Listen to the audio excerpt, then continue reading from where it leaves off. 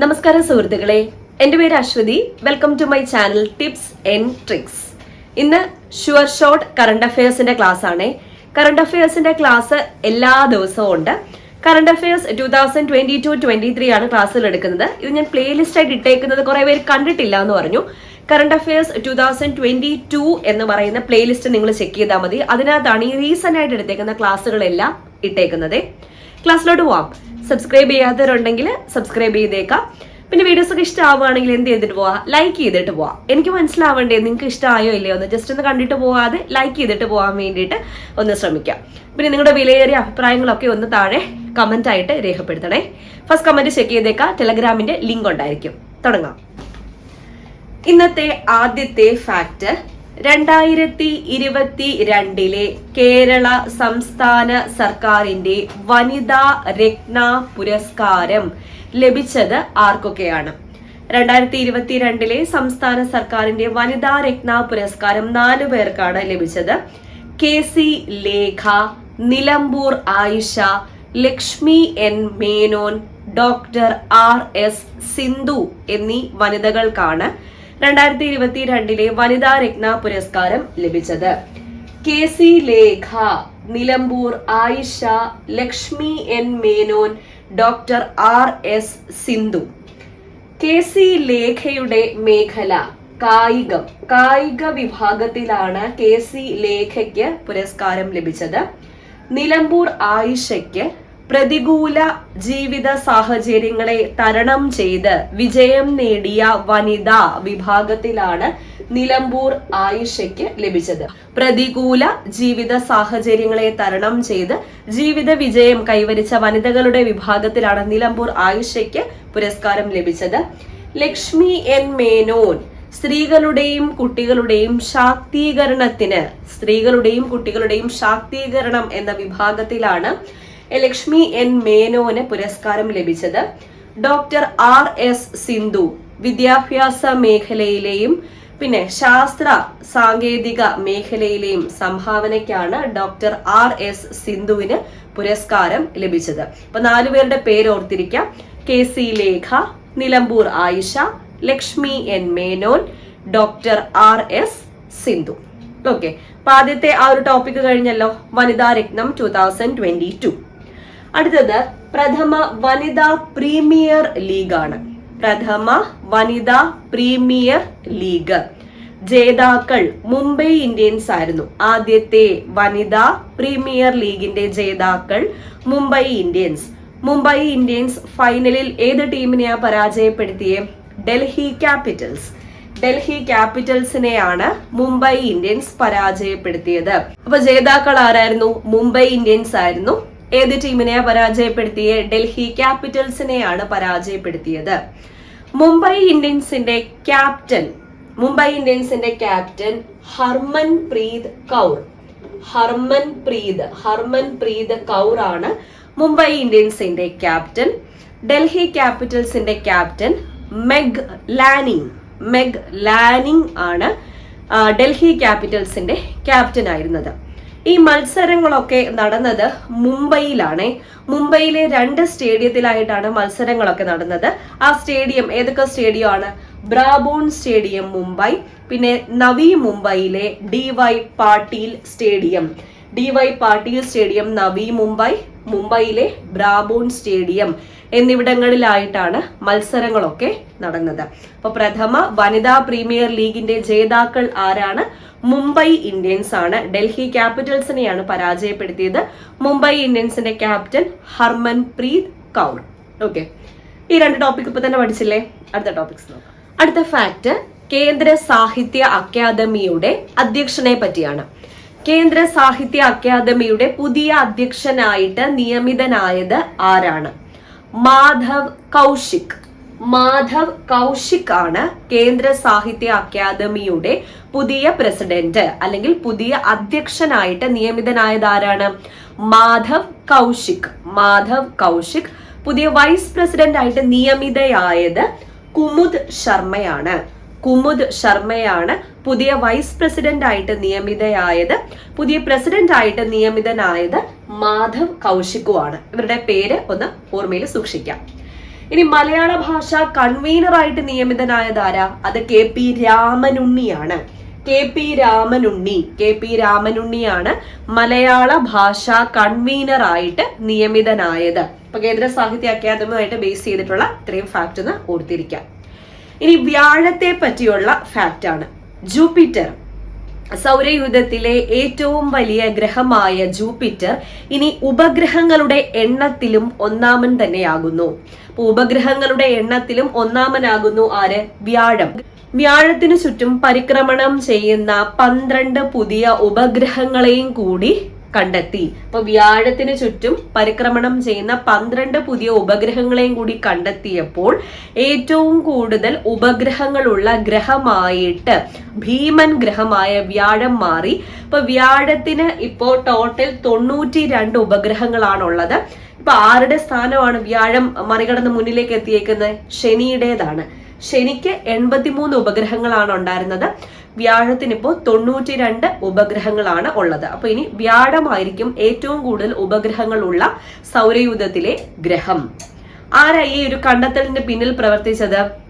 വാഷിംഗ്ടണിലെ Carnegie institution for സയൻസിലെ ജ്യോതിഷ് ശാസ്ത്രജ്ഞനായ സ്കോട്ട് ഷെപ്പേർഡ് ആണ് ഈ കണ്ടെത്തലിന് പിന്നിൽ. ഇപ്പൊ വാഷിംഗ്ടണിലെ കാർണിജ് ഇൻസ്റ്റിറ്റ്യൂഷൻ ഫോർ സയൻസിലെ ജ്യോതിഷ് ശാസ്ത്രജ്ഞനായ സ്കോട്ട് ഷെപ്പേർഡ് ആണ് ഈ കണ്ടെത്തലിന് പിന്നിൽ. ഓക്കെ, ഈ ചോദ്യം ഇമ്പോർട്ടന്റ് ആണ്. കാരണം നമ്മൾ ഗ്രഹങ്ങളൊക്കെ പഠിക്കുമ്പോഴത്തേക്കും ഏറ്റവും കൂടുതൽ ഉപഗ്രഹങ്ങളുള്ള ഗ്രഹം, ഉപഗ്രഹങ്ങളില്ലാത്ത ഗ്രഹം എന്ന് പറഞ്ഞിട്ട് സെപ്പറേറ്റ് ആയിട്ട് എടുത്ത് പഠിക്കുന്ന ഫാക്ട് തന്നെയാണ്. അതുകൊണ്ട് ഇത് ഓർത്തിരിക്കാം. അടുത്ത പോയിന്റ്സ് നോക്കാം. ഇനി മഹാരാഷ്ട്രയിലെ 2 നഗരങ്ങളുടെ പ്രത്യേകത എന്ന് പറഞ്ഞാൽ ആ 2 നഗരങ്ങളുടെ പേരങ്ങ് മാറ്റി പുനർനാമകരണം ചെയ്തു. അതുകൊണ്ടൊന്ന് ഓർത്തിരിക്കണം. മഹാരാഷ്ട്രയിലെ ഔറംഗാബാദിന്റെയും ഒസ്മാനാബാദിന്റെയും പേര് മാറ്റി. അപ്പൊ മഹാരാഷ്ട്രയിലെ ഔറംഗാബാദിന്റെയും ഒസ്മാനാബാദിന്റെയും പേര് മാറ്റി. ഔറംഗാബാദിന്റെ പുതിയ പേര് ഛത്രപതി സംഭാജി നഗർ എന്ന് പുനർനാമകരണം ചെയ്യപ്പെട്ട മഹാരാഷ്ട്രയിലെ നഗരം ഏതാണ് എന്ന് ചോദിച്ചാൽ ഏതാ? ഔറംഗാബാദ്. ഒസ്മാനാബാദിന്റെ പേര് മാറ്റി ധാരാഷിവ് എന്നാണ് ആക്കിയത്. ധാരാഷിവ് എന്ന് പുനർനാമകരണം ചെയ്യപ്പെട്ട മഹാരാഷ്ട്രയിലെ നഗരം ഏതാണ്? ഒസ്മാനാബാദ്. ഇപ്പൊ തന്നെ പഠിക്കുക. ഔറംഗാബാദ് ഛത്രപതി സംഭാജി നഗർ എന്നും ഒസ്മാനാബാദ് ധാരാഷിവ് എന്ന പേരിലേക്കുമാണ് പുനർനാമകരണം ചെയ്തത്. അടുത്തത് ഹിമാലയൻ യാക്കിന്റെ ഒരു ഫാക്റ്റ് ആണ്. FSSAI food safety and standard authority of India food animal tag നൽകി അംഗീകരിച്ച മൃഗം ഏത്? ഹിമാലയൻ യാക്കിനെ ഫുഡ് ആനിമൽ ടാഗ് നൽകി FSSAI അംഗീകരിച്ചു. ഫുഡ് ആനിമൽ എന്ന ടാഗ് നൽകി ഹിമാലയൻ യാക്കിനെ എന്ത് ചെയ്തു? അംഗീകരിച്ചു. അടുത്ത ഫാക്ട് കേരളത്തെ പറ്റിയുള്ള ഫാക്ട് ആണ്. വളരെ വളരെ ഇമ്പോർട്ടന്റ്.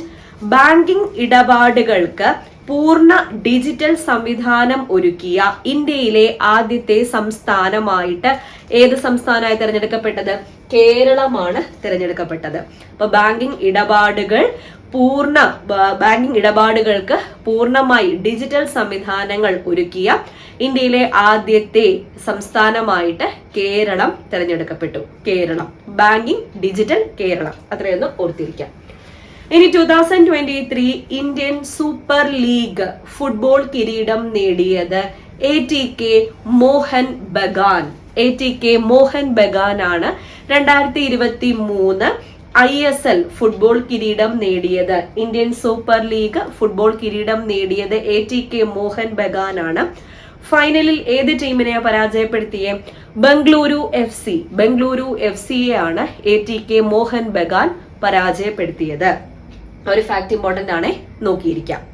ഇനി ഒരു മലയാളിയെ പറ്റിയാ പറയുന്നേ, ഷാജി KV.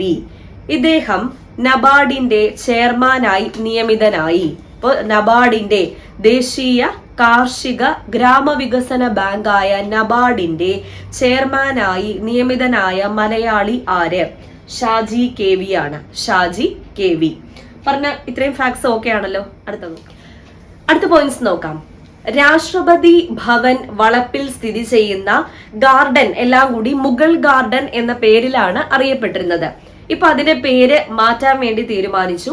അമൃത് ഉദ്യാൻ എന്നാണ് പുനർനാമകരണം ചെയ്തിരിക്കുന്നത്. അപ്പൊ രാഷ്ട്രപതി ഭവൻ വളപ്പിലെ പൂന്തോട്ടങ്ങൾ എല്ലാം കൂടി ഇനി ഏത് പേരിലാണ് അറിയപ്പെടുന്നത്? അമൃത് ഉദ്യാൻ എന്ന പേരിലാണ് അറിയപ്പെടുന്നത്. സ്വാതന്ത്ര്യത്തിന്റെ 75-ാം വാർഷികം ആഘോഷിക്കുന്ന ഈ വേളയിൽ ആസാദി കാ അമൃത് മഹോത്സവത്തിന്റെ ഭാഗമായിട്ടാണ് ഇങ്ങനെ മുഗൾ ഗാർഡന്റെ പേര് എന്തെന്ന് മാറ്റിയത്? അമൃത് ഉദ്യാൻ എന്ന പേരിലേക്ക് മാറ്റിയത്. അപ്പൊ മുഗൾ ഗാർഡൻ ഇനി മുതൽ ഏത് പേരിൽ അറിയപ്പെടും? അമൃത് ഉദ്യാൻ എന്ന പേരിലായിരിക്കും അറിയപ്പെടുന്നത്.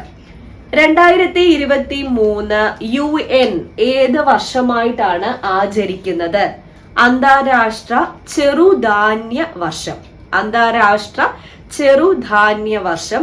International year of millets.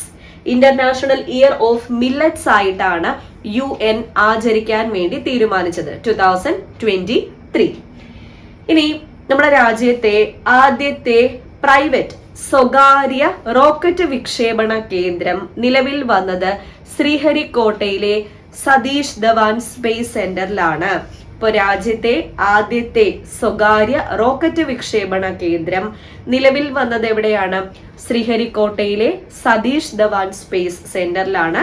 ഈ ഒരു വിക്ഷേപണ കേന്ദ്രം വികസിപ്പിച്ചെടുത്തത് അല്ലെങ്കിൽ ഈ ഒരു വിക്ഷേപണ കേന്ദ്രത്തിന്റെ നിർമ്മാതാക്കൾ ആരാണ്? ചെന്നൈ ആസ്ഥാനമായി പ്രവർത്തിക്കുന്ന ബഹിരാകാശ ഗവേഷണ സ്റ്റാർട്ടപ്പായ അഗ്നി നികുൽ കോസ്മോസ് ആണ് ഈ ഒരു വിക്ഷേപണ കേന്ദ്രത്തിന്റെ നിർമ്മാതാക്കൾ. അഗ്നി നികുൽ കോസ്മോസ് എന്ന ബഹിരാകാശ ഗവേഷണ സ്റ്റാർട്ടപ്പാണ് ഈ ഒരു ഗവേഷണ കേന്ദ്രം സ്റ്റാർട്ട് ചെയ്തത്. 2022 നവംബറിൽ രാജ്യത്തെ ആദ്യത്തെ സ്വകാര്യ റോക്കറ്റായ വിക്രം എസും എന്ത് ചെയ്തു? പരീക്ഷണ വിക്ഷേപണം നടത്തുകയുണ്ടായി. 2022 നവംബറിൽ രാജ്യത്തെ ആദ്യത്തെ സ്വകാര്യ റോക്കറ്റായ വിക്രം എസും പരീക്ഷണ വിക്ഷേപണം നടത്തുക ഉണ്ടായി. ഇനി കേന്ദ്ര മലിനീകരണ നിയന്ത്രണ ബോർഡിന്റെ 603 നദികൾ, നമ്മുടെ രാജ്യത്തെ 603 നദികളെ വെച്ചിട്ട് ഒരു കണക്കെടുപ്പ് നടത്തിയതില് ഇന്ത്യയിലെ ഏറ്റവും മലിനമാക്കപ്പെട്ട, ഏറ്റവും മലിനീകരിക്കപ്പെട്ട നദി എന്ന കുപ്രസിദ്ധി നേടിയത് ചെന്നൈ നഗരത്തിലൂടെ ഒഴുകുന്ന കൂവം നദിയാണ്. ഇപ്പൊ രാജ്യത്തെ 603 നദികളുടെ കണക്കെടുത്തിട്ട് റിപ്പോർട്ട് എടുത്തിട്ട് കേന്ദ്ര മലിനീകരണ നിയന്ത്രണ ബോർഡ് നടത്തിയൊരു സ്റ്റഡിയിലാണ് ചെന്നൈയിലെ കൂവം നദിയാണ് ഇന്ത്യയിലെ ഏറ്റവും മലിനീകരിക്കപ്പെട്ട നദിയായിട്ട് തിരഞ്ഞെടുത്തത്. 2ാം സ്ഥാനം ഗുജറാത്തിലെ സബർമതി നദിക്കും 3ാം സ്ഥാനം ഉത്തർപ്രദേശിലെ ബഹേല എന്ന നദിക്കുമാണ്. അപ്പൊ 2ാം സ്ഥാനം ഗുജറാത്തിലെ സബർമതി നദിക്കും 3ാം സ്ഥാനം ഉത്തർപ്രദേശിലെ ബഹേല എന്ന നദിക്കും ആണ്. ഈ കൂവം നദി ഇന്ത്യയിലെ ചെറിയ നദികളിൽ ഒന്നാണ്. ഇന്ത്യയിലൂടെ ഒഴുകുന്ന ചെറിയ നദികളിൽ ഒരു നദിയാണ് കൂവം. 72 കിലോമീറ്റർ ആണ് ഈ കൂവം നദിയുടെ നീളം. തമിഴ്നാട് വെല്ലൂർ ജില്ലയിലെ കേശവറാം അണക്കെട്ടിൽ നിന്ന് ഉത്ഭവിച്ച് കൂവം അഴിമുഖത്താണ് ഈ ഒരു നദി ചെന്ന് പതിക്കുന്നത്. അപ്പോൾ കണക്കനുസരിച്ച് ഇപ്പൊ റീസെന്റ് ആയിട്ട് നടത്തിയ സർവേ അനുസരിച്ച് കൂവം നദിയാണ് ഇന്ത്യയിലെ ഏറ്റവും മലിനീകരിക്കപ്പെട്ട നദി. ഓക്കെ, അപ്പൊ ഇത്രയും ഫാക്ട്സ് ആണ് ഇന്ന് ഡിസ്കസ് ചെയ്തത്. ഉപകാരപ്പെട്ടു എന്ന് വിചാരിക്കുക. എല്ലാം തിരഞ്ഞെടുത്ത ഇമ്പോർട്ടന്റ് ആയിട്ടുള്ള ഫാക്ട്സ് ആണ്.